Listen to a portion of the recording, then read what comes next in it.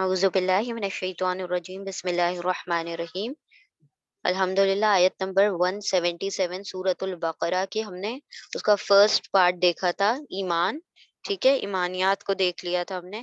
اب انسانی ہمدردی، یعنی اب اس میں جو مال کو خرچ کرنا ہے اس کے متعلق ہم دیکھیں گے۔ تو آیت نمبر 177، لیس البر ان تولوا وجوہکم قبل المشرق والمغرب ولکن البر من آمن باللہ والیوم الآخر والملائکۃ والکتاب والنبیین۔ یہ حصہ ہم نے دیکھ لیا تھا کہ نیکی صرف یہ نہیں ہے کہ تم اپنے چہرے کو مشرق یا مغرب کی جانب پھیر لو، بلکہ نیکی یہ ہے کہ نیکی کی اصل روح یہ ہے کہ جو ایمان لے آئے اللہ پر، آخرت کے دن پر، فرشتوں پر، کتابوں پر اور نبیوں پر۔ یہ ایمانیات والا پارٹ ہم نے ڈیل کیا تھا الحمدللہ۔ ٹھیک ہے، تو ہم نے دیکھا لاسٹ کلاس میں ہم نے دیکھا تھا کہ نیکی کے لیے جو جذبہ متحرکہ، یعنی ایک موٹیویشن، ایک جو مطلب جو چیز موٹیویٹ کرے گی آپ کو نیکی کی طرف، تو وہ کیا ہونا چاہیے؟ سب سے اہم ایمان باللہ، اللہ سبحانہ و تعالیٰ پر ایمان۔ ٹھیک ہے، کہ اللہ سبحانہ و تعالیٰ ہمارا خالق ہے، مالک ہے، تو بس جو بھی نیکی کی جا رہی ہے خالص اسی کے لیے کی جائے، یعنی اس کے اندر پھر کسی بھی قسم کا کیا ہو، ریاکاری نہ ہو، اس میں کسی بھی قسم کی دکھاوا نہ ہو، اور کوئی غرض نہ ہو، نیکی کرنے کا دنیاوی کوئی غرض نہ ہو۔ ٹھیک ہے، اور پھر ہم نے دیکھا تھا کہ ایمان باللہ کے بعد نیکی کا دوسرا جذبہ متحرکہ ایمان بالآخرہ بھی ہو سکتا ہے، یعنی کہ کوئی نیکی کرنے کی وجہ کیا ہونی چاہیے؟ یا تو سب سے پہلے سب سے اہم وجہ جو کہ اصل وجہ ہے وہ کیا ہے؟ اللہ کی رضا کے لیے کوئی بھی نیکی کرنا، اور دوسرا کہ آخرت میں جزا سزا کے متعلق، یعنی کہ بندہ کس لیے نیکی کر رہا ہے کہ اس کو آخرت میں جزا ملے گی، اس کو جنت ملے گی، اور اسے جہنم سے بچا لیا جائے گا، اس لیے وہ نیکی کر رہا ہے۔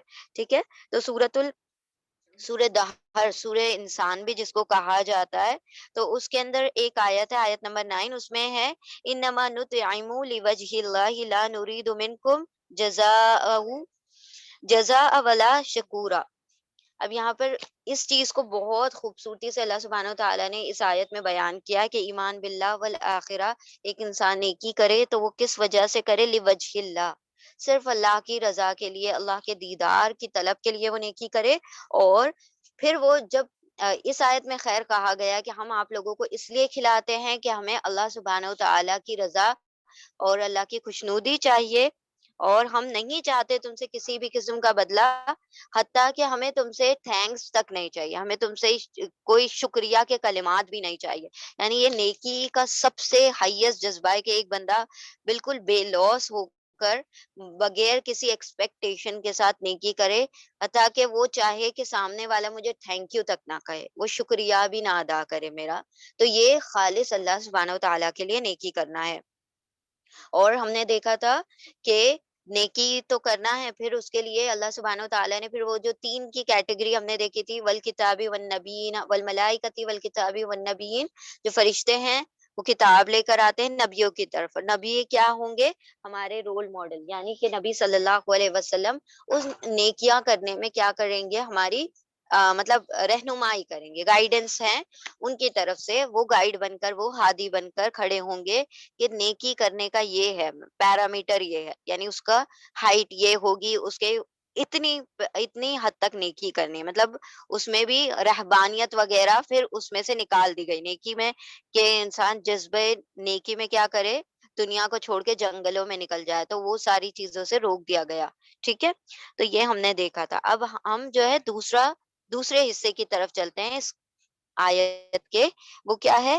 آت المالا، مال کو دینا، یعنی انسانی ہمدردی۔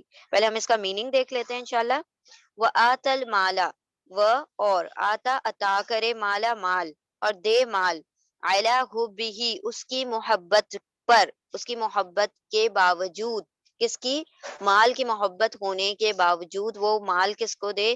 ذوی القربا، سب سے پہلے قرابت داروں پر خرچ کرے، پھر والیتامہ، اور یتیموں پر، والمساکینہ، اور مسکینوں پر، وابن السبیل، اور ابن سبیل، راستے کے مسافروں پر، اور وسائلینا سوال کرنے، سائل یعنی سوال کرنے والوں پر، وفر رقاب اور گردن چھڑانے میں. تو یہ کیٹیگریز بتائی گئی ہیں کہ مال کہاں کہاں خرچ کرنا ہے. قرابت داروں پر، یتیموں پر، مسکینوں پر، ابن سبیل یعنی کہ مسافروں پر، مسکینوں پر، سائلوں پر، اور کس پر؟ گردن چھڑانے میں. ٹھیک ہے، انشاءاللہ ہم ایک ایک کو دیکھیں گے ڈیٹیل میں. لیکن یہاں سب سے اہم چیز ہے وَآتَ الْمَالَ عَلَىٰ حُبِّهِ، مال تو ادا کرے لیکن اس کی محبت کے باوجود. اب دیکھیں اعلیٰ جو ہوتا ہے نا، اعلیٰ حرف جو ہوتا ہے اس کا مطلب ہوتا ہے کسی چیز کے خلاف ہونا. ٹھیک ہے، آت المال علی یعنی ڈسپائٹ سم تھنگ، اس کے برعکس یہ ہوتے ہوئے، اس چیز کے ہوتے ہوئے، وہ ہونے کے باوجود کچھ کیا جائے، یعنی علی حبہ، اس کی محبت ہوتے ہوئے بھی وہ کیا کر رہا ہے؟ مال کو خرچ کر رہا ہے.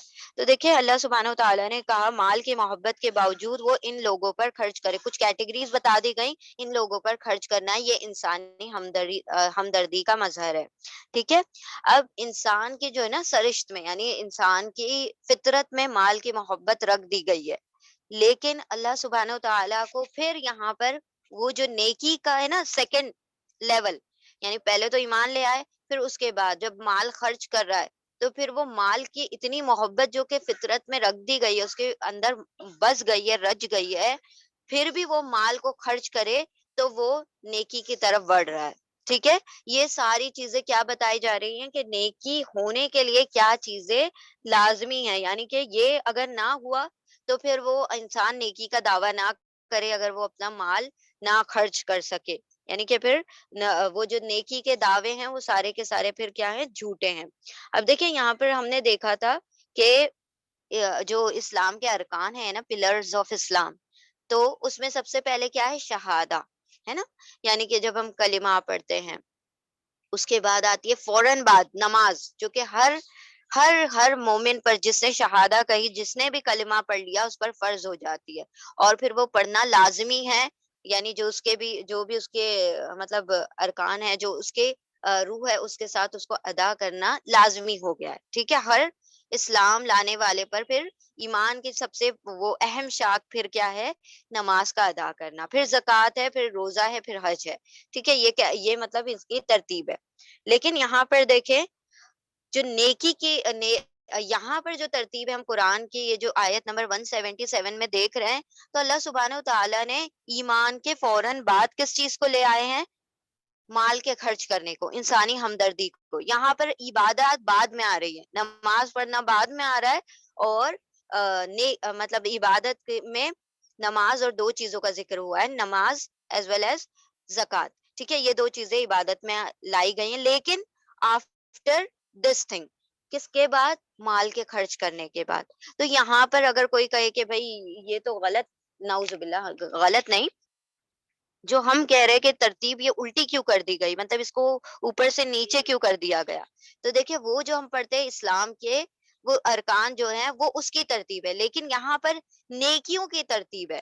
یعنی کہ ایمان کے فوراً بعد جو سب سے اہم ہے وہ انسانی ہمدردی ہے. اللہ سبحانہ و تعالیٰ نے پہلے مطلب یہاں پر یہ اسلام کے بعد لانے کے بعد یہ نہیں ہے کہ آپ نے پھر عبادت کو مطلب اللہ سبحانہ و تعالیٰ نے اس پر رکھا، بلکہ کس چیز کو رکھا؟ انسانی ہمدردی کو اس کے اوپر پریفرنس دی، عبادات کے اوپر. ٹھیک ہے، تو یہاں پر مال کا خرچ کرنا سب سے اہم ہے آفٹر ایمانیات کے بعد. یہاں پر آ رہا ہے معاملات، یہاں پر جب انسان کیا کرے؟ دوسروں پر خرچ کرے. تو اب دیکھیں انسانی مال خرچ کہاں کہاں کرنا ہے. ٹھیک ہے، اس کی کچھ کیٹیگریز بتائی گئی ہیں، کچھ مطلب وضاحتیں کی گئی ہیں. سب سے پہلے اس میں بتایا گیا کہ وَآتَ الْمَالَ عَلَىٰ حُبِّهِ ذَوِي الْقُرْبَىٰ. اب ذوی القربا کون ہے؟ قرابت والے، یعنی قریبی رشتے دار جو سب سے پہلے آتے ہیں. ٹھیک ہے، قریبی رشتے دار جو بھی ہے وہ سب سے پہلے لکھا گیا. پھر دوسری چیز کیا لکھی ہے؟ یتیم، یتامہ.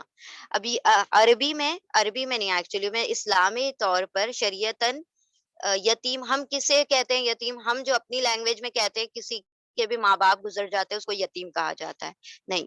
یہاں پر شریعت میں یتیم اس بچے کو کہا جاتا ہے جو کہ جس کے والدین نہ ہو، سوری والدین نہیں، والد نہ ہو، جس کا باپ نہ ہو، جس کا باپ فوت ہو چکا ہو، ماں سے کوئی ریلیشن نہیں ہے یتیم ہونے کا، اس کی ماں ہو یا نہ ہو، لیکن اگر اس کا باپ نہیں ہے تبھی وہ یتیم کہلائے گا، ٹھیک ہے؟ والد نہ ہو، اور دوسری چیز کیا کہ وہ ابھی یا تو بلوغت کو نہ پہنچا ہو، نہ شعور کو پہنچا ہو، جو خود کفیل نہیں ہے، یعنی کہ وہ انڈیپینڈنٹ نہیں ہے، وہ کچھ مطلب معاملات کو نہیں سمجھتا، ابھی وہ اس لیول پر، اس عمر کو نہیں پہنچا کہ وہ اپنے معاملات کو خود ڈیل کر سکے، تو وہ یتیم کہلائے گا۔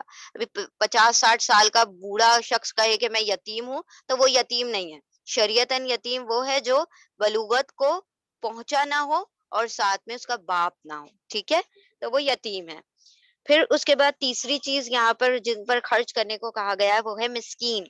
مسکین مسکنہ، مسکنہ کہا جاتا ہے اعصابی کمزوریوں کو، یعنی کہ انسان کے اندر کچھ ایسی کمزوری ہے، یعنی کہ اس کو پیرالائز ہو گیا، یا پھر اس کے ہاتھ میں پارکنسن ہو گیا، یا ایسی کوئی بیماری ہو گئی جس کی وجہ سے اس کے اندر کمزوریاں آ گئی ہیں، ٹھیک ہے؟ ایک تو یہ ترجمہ ہوتا ہے مسکین کا کہ جو اب وہ خود انڈیپینڈنٹ نہیں ہو سکتا، وہ خود کفیل نہیں ہو سکتا، وہ دوسرے پر ڈیپینڈ ہو گیا، ٹھیک ہے؟ اس کو بھی مسکین کہا جاتا ہے۔ یا مسکین ان کو بھی کہا جاتا ہے جو کہ ضرورت مند ہے، یعنی وہ اپنی بیسک نیڈز کے لیے ضرورت مند ہے۔ اب بارہا ایسا ہوتا ہے کہ کچھ لوگوں کے پاس اچھا بڑا گھر ہے، سب کچھ ہے، لیکن وہ کیا ہے، پھر ان کے کھانے پینے کی بھی پھر کمی ہے، ان کے کپڑے میں ان کی جو بنیادی ضروریات ہے، بیسک نیڈز ہے، وہ فلفل نہیں ہوتی۔ تو لوگ کہیں کہ بھائی ان کا اتنا بڑا گھر ہے تو کھاتے بھی اچھا ہوں گے، تو ضروری نہیں ہے کہ اس کا گھر ہونا اس میں، کیونکہ گھر جو ہے انسان وہ گھر تو نہیں کھا رہا ہے نا، اس کے لیے کھانے کے لیے تو اس کو غذا ہی چاہیے۔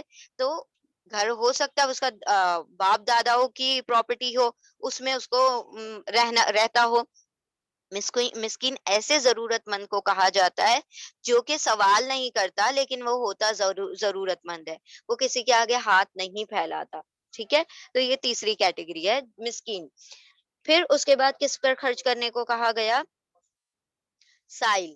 سائل کہا جاتا ہے سوال کرنے والے کو، مانگنے والے کو، یعنی کہ جو آپ کے در پر آئے اور ہاتھ پھیلا دے اور آپ سے کچھ مانگ لے اور مانگ کر اپنی ضروریات کو پورا کر لے، اسے سائل کہا جاتا ہے عربی زبان میں، جس کو ہم بابا کہتے ہیں، فقیر کہتے ہیں عربی زبان میں، جس کو عربی میں فقیر الگ ہوتا ہے، ہم اردو میں جس کو فقیر کہتے ہیں وہ ہے سائل، ٹھیک ہے؟ عربی کا فقیر is totally different from Urdu کا فقیر۔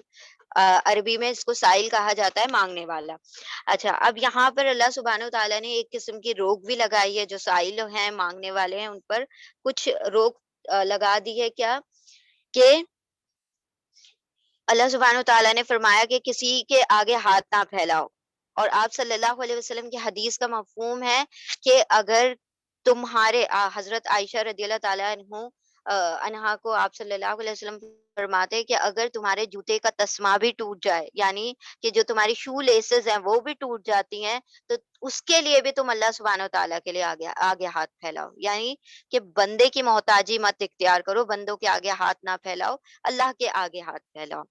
پھر دوسری حدیث میں ایک چیز یہاں پر دینے والوں کے لیے، اب یہ ان لوگوں کے لیے ہے جو مانگتے ہیں، جو سائل ہیں، لیکن جن کو اللہ سبحانہ وتعالیٰ نے عطا کیا ہے ان کے لیے دوسری حدیث ہے، وہ یہ حدیث نہ کوٹ کریں کہ بھائی تم کسی کے آگے ہاتھ نہ پھیلاؤ۔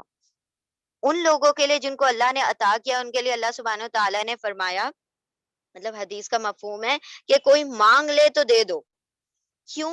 کیوں دے دو؟ کیونکہ وہ اپنی عزت نفس کو مجرور کر کے تمہارے سامنے آگے ہاتھ پھیلا رہا ہے۔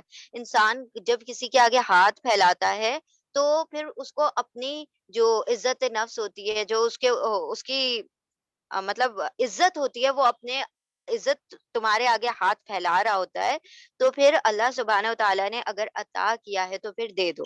ہاں، اگر نہیں دے سکتے تم، مطلب تمہارے پاس اتنی استطاعت نہیں ہے، یا اس نے کسی ایسے بندے سے مانگ لیا جو خود استطاعت نہیں رکھتا، تو کچھ نہ کچھ دے دے، تھوڑا بہت دے دے، لیکن اللہ سبحانہ وتعالیٰ نے وہاں پر سورۃ الفجر میں کہا وسائلین فلا تنہر، یعنی کہ اگر تم ان کو کچھ نہیں دے سکتے تو کیا کہو، قول معروف، تم ان سے بہترین اچھے کلمات کہہ کر ان کو ہٹا دو، ان سے معذرت کر لو، ان سے معافی طلب کر لو، فلا تنہر، لیکن تم ان کو جھڑک نہیں سکتے، تم ان کو برے کلمات نہیں کہہ سکتے، تم اس کو تانا نہیں دے سکتے۔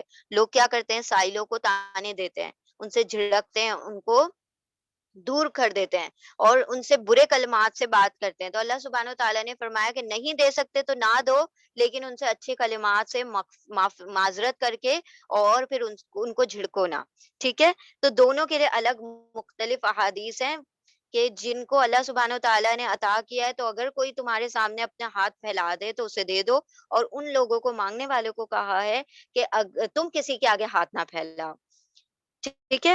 پھر ایک اور حدیث ہے کہ سائل کو ضرور دو، چاہے وہ گھوڑے پر سوار ہو کر ہی کیوں نہ آیا ہو۔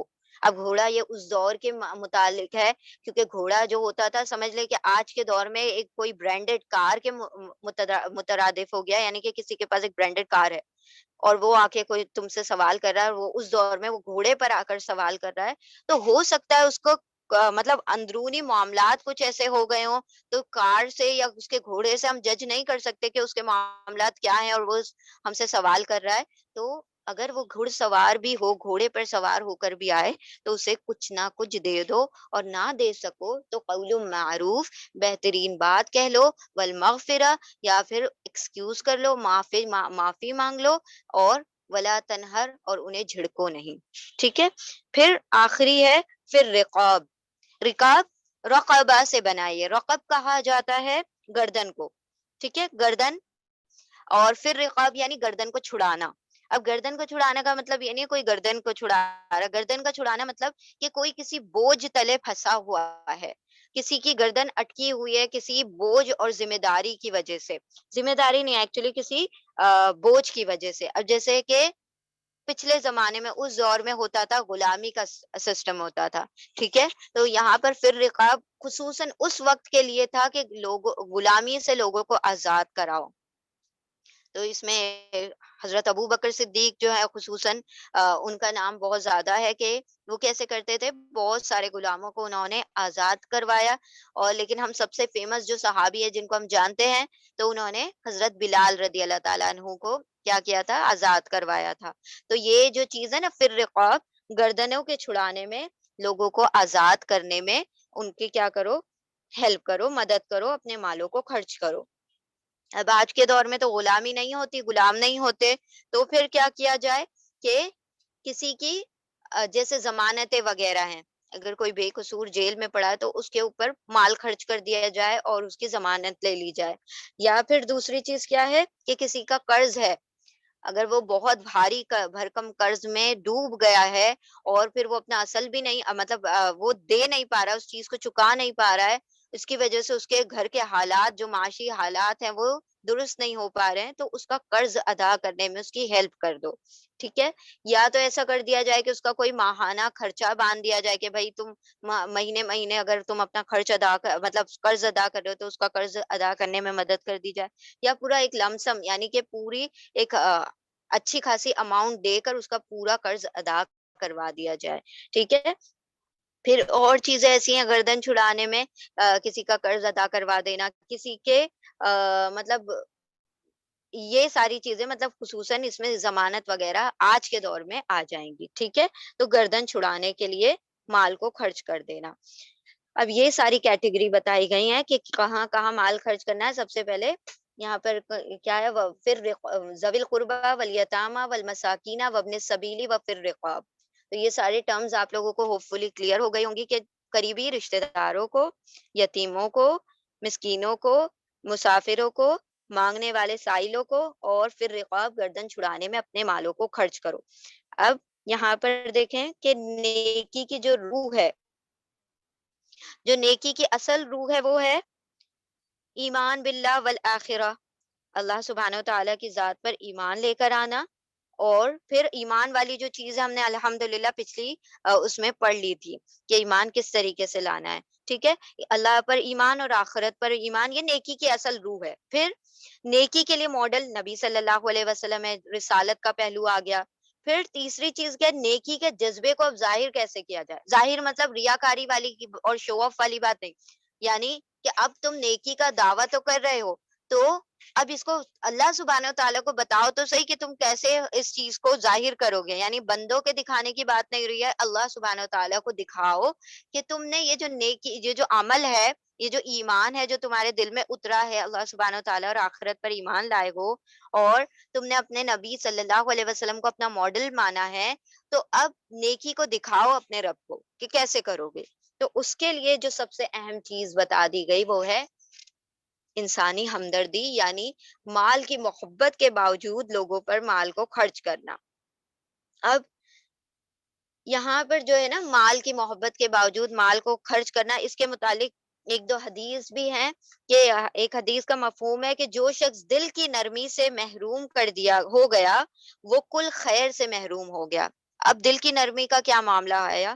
رقیق، یہ کچھ احادیث کے اندر کے الفاظ ہے. رقیق اور رفیق، جس کو ہم کہتے ہیں نا، رفیق یعنی دوست ہوتا ہے، رقیق رقیق کہا جاتا ہے رقت قلب کو. رقت قلب یعنی جو دل کا تڑپنا ہے، دل کی نرمی. ٹھیک ہے، دل کا تڑپنا کیا، کہ اگر کسی شخص کو دیکھ رہے ہیں کہ فلاں شخص کسی پریشانی میں ہے، اور میرے پاس اتنا مال رکھا ہوا ہے اور میرا دل تڑپتا نہیں ہے، میں اس کی پریشانی کو دیکھوں، اس کے حالات کو دیکھ کر بھی میرے دل میں کسی بھی قسم کی رکت نہیں ہو رہی، کوئی تڑپ نہیں آ رہی، کوئی نرمی نہیں آ رہی ہے، تو یہ کیا ہے؟ یہ وہی حدیث ہے کہ جو شخص دل کی نرمی سے محروم کر دیا ہو گیا، وہ کل خیر سے محروم ہو گیا. یعنی اللہ سبحانہ و تعالیٰ کی طرف سے جو بھی خیر اس کو عطا ہوتی، وہ ساری خیر سے محروم ہو گیا، کیونکہ اس کا دل جو ہے کسی کو پریشانی میں دیکھ کر تڑپتا نہیں ہے، اس کو کسی بھی قسم کی تکلیف محسوس نہیں ہوتی. پھر یہاں پر دوسرا ایک رفق، رفق کو بھی کہا جاتا ہے نرمی. رفیق اسی سے بنتا ہے نا، رفیق یعنی دوست، یعنی کہ وہ جو انسان اپنے دوست کے ساتھ مطلب دوست یعنی کہ جو نرم ہو، آپس میں ایک دوسرے کے ساتھ نرم ہو، اسی سے بنا ہے رفیق. ٹھیک ہے، تو رفق بھی آتا ہے، رقیق بھی آتا ہے، یہ سارے ٹرمز آتے ہیں احادیث میں. تو یہ اللہ سبحانہ تعالیٰ نے یہاں پر فرمایا کہ جو تمہاری نیکی ہے وہ کیسے اب ظاہر ہوگی؟ انسانی ہمدردی ہے جو تمہاری تڑپ سے ظاہر ہوگی، کہ تم کتنا تڑپتے ہو کسی کے مطلب کوئی تکلیف میں ہے تو تمہارے دل پر کتنا شاق گزرتا ہے. وہ ہے نا، وہ جو ایک شعر وہ ان کا شعر ہے کہ کھنجر چلے کسی پہ تڑپتے ہیں ہم امیر، سارے جہاں کا درد ہمارے جگر میں ہے. یعنی کہ کسی کو بھی تڑپ میں دیکھ کر ہم خود تڑپ جائیں. ٹھیک ہے، تو یہ ہے انسان اللہ سبحانہ و تعالیٰ کو ظاہر کرے اس طریقے سے کہ میں جو ہوں اللہ سبحانہ و تعالیٰ کی ذات پر پکا ایمان لایا ہوں، اور نبی صلی اللہ علیہ وسلم کو میں نے اپنا کیا مانا ہے؟ ہادی مانا ہے. پھر یہاں پر اللہ سبحانہ و تعالیٰ نے فرمایا کہ تم مال جب خرچ کرو تو پھر کیا ہے؟ تم یہ جو ہے نا، یہ ہی پھر اس کی کیا ہے اصل حقیقت ہے انسانی ہمدردی کے. انسان اپنی جیبوں میں ہاتھ ڈال لے جب دوسروں کو تڑپتا ہوا دیکھے، اور اس کا ہاتھ اگر اپنی جیبوں اور اپنے مال کی طرف نہیں بڑھتا کسی کو تکلیف میں دیکھ کر، تو وہ نیکی کی حقیقت کو نہیں پہنچا.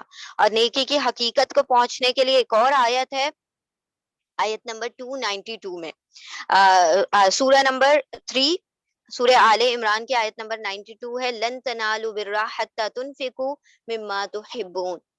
تم نیکی کی حقیقت کو ہرگز اس وقت تک نہیں پہنچ سکتے، تم نیکی کی حلاوت، نیکی کی جو سویٹنس ہے اس کو تب تک نہیں پا سکتے جب تک کہ تم وہ چیز اللہ کی راہ میں نہ خرچ کر دو جس سے تم سب سے زیادہ محبت کرتے ہو. یعنی اللہ کی راہ میں وہ چیزیں خرچ کرو جس سے تم محبت کرتے ہو. اور یہ چیز جو تھی اللہ سبحانہ وتعالی، دیکھیں یہاں پر یہ اس چیز کا مظاہرہ بڑی خوبصورتی سے انصار نے کیا تھا. جب مہاجرین آئے تھے تو انہوں نے کیا کیا تھا؟ اللہ سبحانہ آپ صلی اللہ علیہ وسلم نے کہا تھا کہ ایک ایک مہاجر ایک ایک انصاری کا بھائی ہے. تو وہ کیا ہو گئے تھے؟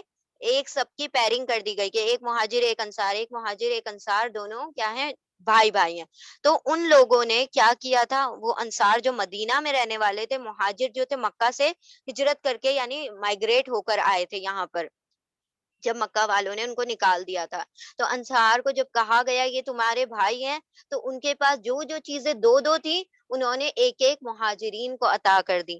جن کے پاس 2 باغ تھے انہوں نے ایک باغ اپنے ایک مہاجر بھائی کو عطا کر دیا. جن کے پاس 2 گھر تھے انہوں نے ایک گھر عطا کر دیا.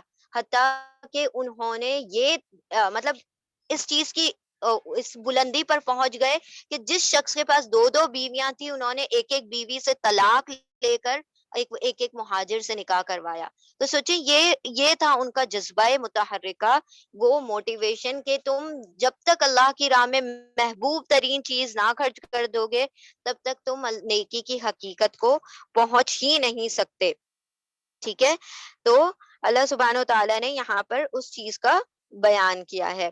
پھر یہاں پر اس چیز کو ظاہر کرنا ہے اس کے ذریعے سے کہ بندہ کیا کرے، اپنی تڑپ دکھائے. اب تڑپ صرف دکھانا نہیں ہے کہ بس ہم تڑپ گئے اور سارا کام ہو گیا. تڑپ جو ہے اب اس کو خرچ مطلب اس کو ایکشن میں بھی لانا پڑے گا، اس کو عمل میں بھی لانا پڑے گا. اور عمل کی جو سب سے پہلی ترتیب میں جو سب سے پہلی سر فہرست جس کا نام آتا ہے وہ ہے ذوی القربہ، قرابت داروں پر. مال خرچ کرنا ہے قرابت داروں پر سب سے پہلے.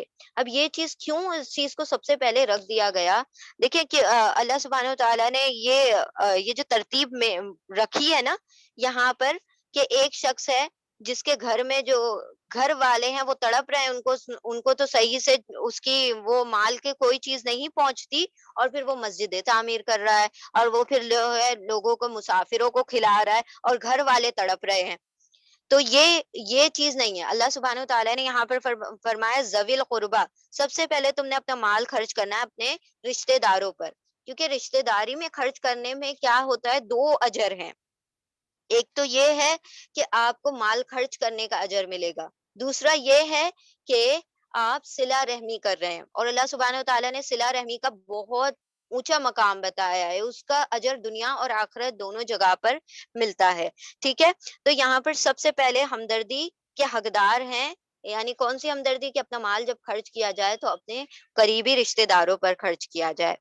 الاول فالاول وال والاقرب فالاقرب، یعنی کہ جو سب سے پہلے اول ترین ہے وہی اول رہیں گے. تم کسی اور کو اول نہیں بنا سکتے ہو. جو سب سے قریب ہیں انہی کو قریب ہی رکھا جائے گا، کسی اور کو تم قریب نہیں کر سکتے. اپنے جب ہمدردی کا تم پیمانہ جانچ رہے ہو تو سب سے پہلے جو قریبی ہیں، جو سب سے اولین ہیں، انہی کو اول رکھا جائے گا. یہ اصل میں کیوں ہوتا ہے نا، کیا ہوتا ہے کہ ایک انسان جب اپنے رشتہ داروں میں، اس کو پتا ہے نا کہ فلاں نے میرے ساتھ یہ کیا تھا، اس نے یہ کیا تھا، یہ کیا تھا، تو وہ کیا کرتا ہے کہ بھائی میں تو اس کے اوپر نہیں خرچ کرتا، اس نے تو میرے ساتھ یہ معاملہ کیا تھا، اور اس نے تو اس دن میرے ساتھ یہ کر دیا تھا، اس نے تو میرے ساتھ یہ کیا تھا. ہم یہ ساری فہرست اپنے ساتھ رکھتے ہیں کہ ان لوگوں نے ہمارے ساتھ یہ کیا تھا، تو ہم تو ایک پھوٹی کوڑی ان پر خرچ نہیں کریں گے. جب آپ حضرت ابو بکر صدیق رضی اللہ تعالیٰ عنہ نے حضرت مستح جو ہیں حضرت عائشہ رضی اللہ تعالیٰ عنہا پر جب تہمت لگائی گئی، نعوذ باللہ، تو حضرت مستح نے جو تھے وہ جب یہ جو منافقین تھے انہوں نے جب حضرت عائشہ پر تہمت لگائی تو دوسرے منافقین جب بہت زیادہ اس بات کا چرچا کرنے لگے، تو اس چرچے کے دوران مطلب اس کے بیچ میں جو کچھ معصوم صحابی تھے جو تھوڑے سے مطلب ایسے ہوتا ہے نا کہ کسی کی بات میں آ جاتے ہیں، تو وہ جو حضرت مستح تھے انہوں نے بھی کچھ نہ کچھ ایسی باتیں کہہ دی جس کی وجہ سے مطلب حضرت عائشہ کے بارے میں ایسی باتیں کہہ دی. تو حضرت ابو بکر صدیق نے کہہ دیا کہ اب سے میں حضرت مستح کو جو خرچ دیتا تھا وہ میں بند کر دوں گا. اللہ سبحانہ و تعالیٰ نے قرآن کی آیت میں روک دیا کہ تم پر اگر مطلب تم ایسی قسمیں نہ اٹھا بیٹھو کہ تم نیکی کرنے سے رک جاؤ. کسی بھی معاملے میں تم کیا مطلب کہ تم ایک نیکی کا کام کر رہے تھے اور تمہیں کسی نے تکلیف پہنچا دی تو تم اس کے حق میں نیکی کرنا چھوڑ دو. تو یہ جو چیز تھی وہاں پر روک دیا گیا. تو یہی چیز یہاں پر بیان کی گئی ہے کہ اگر تمہارے قرابت دار چاہے تمہارے ساتھ کتنا بھی مطلب وہ کر رہے ہوں، تمہارے ساتھ ان کا رویہ ٹھیک نہیں ہے، لیکن جب تم مال کی بات آئے گی، جب تم خرچ کرو گے تو تم سب سے پہلے دیکھو گے کہ میرے قریبی رشتہ داروں میں کوئی مسکین تو نہیں ہے، کوئی یتیم تو نہیں ہے. ایسا نہ ہو کہ تم باہر کے یتیموں پہ تو خرچ کر رہے ہو اور تمہاری رشتہ داریوں میں جو یتیم ہے، یتامہ ہے، مسکین ہے، وہ جو ہیں اس چیز سے محروم رہ جائیں. تو اللہ سبحانہ و تعالیٰ نے یہاں پر جو سیکوینس بیان کی ہے ذوی القربہ، تو قریبی رشتے دار سب سے پہلے آئیں گے، اس کے بعد والیتاما، اور یتیم جب آئیں گے تو یتیم میں بھی پہلے رشتے داری میں یتیم، پھر یتیم اگر کوئی رشتے داری میں نہیں ہے تو پھر باہر والے. اسی طرح مسکین میں دیکھا جائے گا کہ کوئی مسکین ہمارے رشتے داروں میں تو نہیں ہے، کہ کچھ لوگ ایسے ہوتے ہیں ہمیں پتا ہوتا ہے اپنے رشتے داروں میں کہ وہ لوگ مطلب اپنی بیسک نیڈز بھی نہیں پوری کر سکتے، لیکن ہم کیا کر رہے ہوتے ہیں، پھر باہر خرچ کر رہے ہوتے ہیں نا. جو رشتے دار بھی نہیں ہے ہم غیر لوگوں پر خرچ کر رہے ہوتے ہیں اپنے مال کو، اور ہمارے رشتے داروں میں جو لوگ ہوتے ہیں وہ ایک ایک پائی کو ترس رہے ہوتے ہیں. تو مسکین کو بھی دیکھا جائے گا تو پہلے رشتے داریوں میں، اور اس کے بعد جو ہے باہر پر. تو پھر اس طریقے سے یہ سیکوینس چلے گی. سب سے پہلے ذوی القربہ، قریبی رشتے دار، والیتامہ یتیم، والیتامہ والمساکینہ وابن السبیل، پھر آئیں گے مسافر، و پھر اس کے بعد وسائلینہ، پھر سوال کرنے والے، و پھر رقاب، پھر گردن چھڑانے والے. ٹھیک ہے. تو یہاں پر جو ایک چیز ہے کہ ایک انسان کس طریقے سے اپنے رشتے داروں پر، اگر بہت ان کے آپس میں نہیں بنتی، پھر بھی وہ مال کو خرچ کرے اپنے رشتے داروں پر اگر وہ ضرورت مند ہے. اس کے لیے ایک حدیث ہے، آپ صلی اللہ علیہ وسلم کی حدیث کا مفہوم ہے. اللہ سبحانہ و تعالیٰ فرماتے ہیں کہ جو لوگ اللہ سبحانہ و تعالیٰ کے لیے کیا کرتے ہیں، کسی سے محبت کرتے ہیں، اور وہ لوگ اللہ ہی کے لیے کسی سے بغض رکھتے ہیں، اور وہ لوگ اللہ ہی سبحانہ و تعالیٰ کے لیے کسی پر خرچ کرتے ہیں، اور وہ لوگ اللہ ہی سبحانہ و تعالیٰ کے لیے کسی سے اپنے مال کو یا اپنی چیزوں کو روک دیتے ہیں، اگر وہ یہ سارے کام للہ، اللہ کے لیے کر رہے ہیں، محبت بھی کر رہے ہیں، وہ دیکھ رہے ہیں کہ محبت کیوں کرنا ہے فلاں سے، کیونکہ اللہ نے حکم دیا ہے.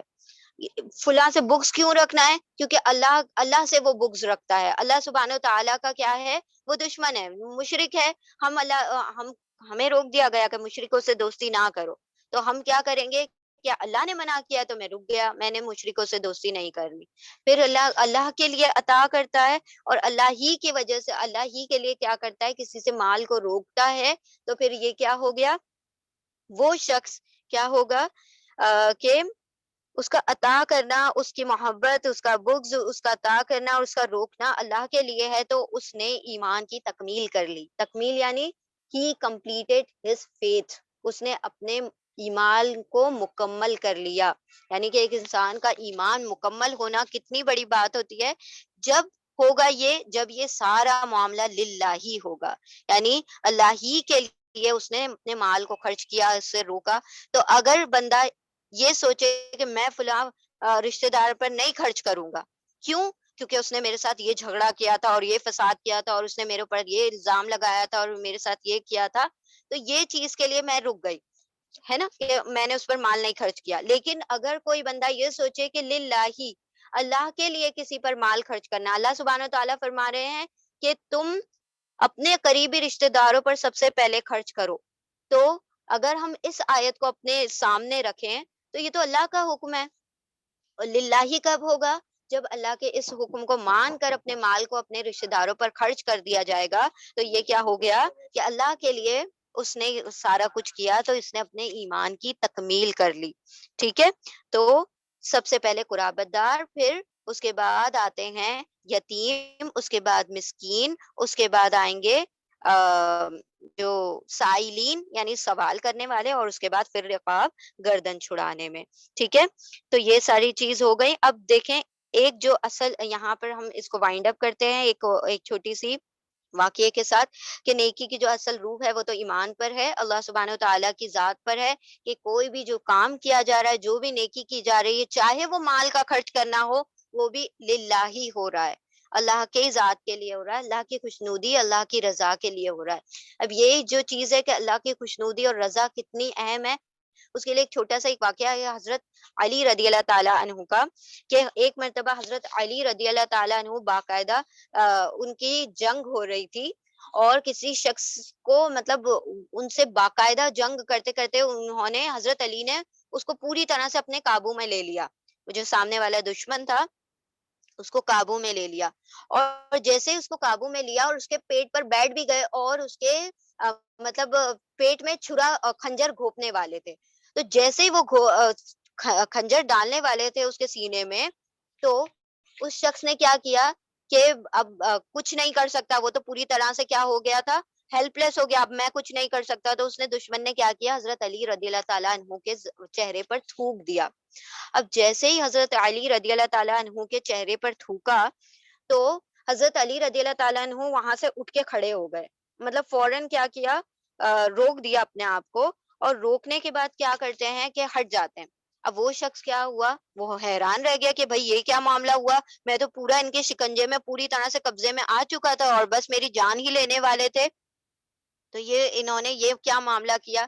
تو انہوں نے حضرت علی رضی اللہ تعالیٰ عنہ نے فرمایا کہ جب تک میں لڑ رہا تھا اور میں نے تجھ پر قابو کر لیا تھا اور میں تیرے پیٹ میں اور تیرے سینے میں چھرا ڈالنے والا تھا، تب تک میں جو لڑ رہا تھا وہ اللہ کے لیے لڑ رہا تھا، لیکن جیسے ہی تو نے میرے چہرے پر تھوکا تو میرے اندر کچھ جذبات الگ ہو گئے، مختلف ہو گئے، کیوں؟ کیونکہ کسی کی عزت پر آنچ آ گئی نا، حضرت علی رضی اللہ تعالیٰ نے کی عزت نفس پر ٹھیس آ گئی کہ منہ پہ تھوک دیا گیا، یعنی کہ کسی کے اوپر تھوک دینا ایسا ہی ہوتا ہے نا کہ کسی کی عزت کو پامال کر دینا، تو یہ وہی مطلب ایسا ہو گیا، injury to add an injury, insult to an injury, یعنی اس کے اوپر بہت زیادہ سے وہ حضرت علی رضی اللہ تعالیٰ عنہ کے جذبات مختلف ہو گئے اور وہ اور زیادہ شدید غصے میں آ گئے۔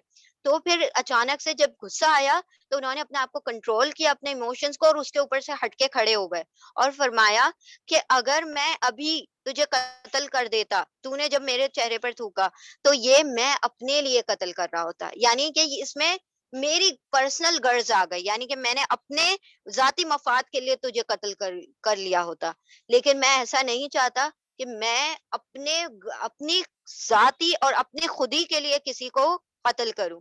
میں لڑ رہا تھا اللہ کی رضا، اللہ کی خوشنودی کے لیے، اگر تھوڑا سا بھی میں اس وقت قتل کر دیتا تو یہ جو میرا پرپس تھا، جو میرا موٹیویشن، جو میرا جذبہ متحرکہ تھا، جس وجہ سے میں تجھ سے جنگ کر رہا تھا، تو وہ میرا بالکل ہٹ جاتا، کیونکہ میری پرسنل اور ذاتی کوئی دشمنی نہیں ہے تجھ سے، میں جو لڑ رہا ہوں تجھ سے اللہ کے لیے لڑ رہا ہوں، اور میں نے تجھے اس لیے چھوڑ دیا کیونکہ میرا اب جو تھا، تیرے تھوکنے کے بعد میرے اندر یہ جذبہ پیدا ہوا کہ اب میرا غصہ شدید ہو گیا تھا، اس لیے میں تجھ پر سے ہٹ گیا، بس یہ سننا تھا۔ وہ شخص جو تھا فوراً سے ایمان لے کر آ گیا۔ تو یہاں پر بات یہ ہے کرنے کی کہ انسان جب کوئی کام کر رہا ہو تو جب کرنے سے پہلے اپنی نیت کو اخلاص بخش دے، یعنی کہ وہ اپنی نیت کو درست کر لے کہ میں یہ جو کام کر رہا ہوں یا کر رہی ہوں وہ کس لیے کر رہی ہوں، میں یہ جو نیکی کر رہی ہوں کیا بندوں کے لیے دکھانے کے لیے کر رہی ہوں، جو کہ ہم نے ابھی شروع میں ایک آیت دیکھی تھی کہ ولا شکورا، ہم تو شکر کے لیے بھی، کوئی ہم سے تھینک یو بھی کہہ دے، کوئی ہم سے شکریہ کے کلمات بھی کہہ دے، ہم تو اس لیے بھی کوئی کام نہیں کرتے۔ انسان ایکسپیکٹ کرتا ہے نا، کم از کم ہم بھی کہتے ہیں نا کہ پورا کا پورا سامان رکھ لیا، ایک فون کر کے یہی بول دیا ہوتا، تھینک یو کہہ دیا ہوتا، شکریہ ہی کہہ دیا ہوتا، پہن کے ہی دکھا دیا ہوتا، اتنے اچھے کپڑے دیے تھے، تو یہ ساری چیزیں کیا ہے، بندے سے ایکسپیکٹیشن ہے، بندے سے انسان مطلوب ہو جاتا ہے، بندے سے طلب کرنے لگتا ہے کہ اس نیکی کا اجر مجھے وہ بندہ دے دے، چاہے وہ تعریف کی شکل میں ہو یا شکر کی شکل میں ہو۔ تو جب انسان بے لوث ہو کر نیکی کرتا ہے، یعنی ساری غرض ہٹا کر دنیاوی، صرف اور صرف اللہ ہی کے لیے نیکی کرتا ہے، اللہ ہی کے لیے محبت کرتا ہے، اللہ ہی کے لیے کسی سے نفرت کرتا ہے، اللہ کے لیے عطا کرتا ہے، اور اللہ ہی کے لیے کسی کام کو، کسی چیز کو، کسی مال کو، کسی بھی شے کو روک دیتا ہے، تو وہ کیا کرتا ہے، اپنے ایمان کی تکمیل کر رہا ہوتا ہے، اپنے ایمان کو کامل، مکمل اور کمپلیٹ کر رہا ہوتا ہے۔ اللہ سبحانہ و تعالی ہم سب کو بھی اپنے ایمانوں کو مکمل کرنے کی توفیق عطا فرمائے، اور ہم سے بھی ریاکاری کو ختم فرما دے، اور ہمیں بھی اللہ سبحانہ و تعالی وہ نیتوں کا اخلاص بخش دے جس میں جب ہم نیکیاں کریں تو خلوصاً، خالصتاً صرف اللہ سبحانہ و تعالی کے لیے اپنے دل کو یکسو کر کے، اور تمام صحابہ کرام، انبیاء علیہ السلام کی طرح نیکیاں کریں، بے لوث ہو کر، بغیر کسی اجر کے طلب کے، بغیر کسی ایکسپیکٹیشن کے۔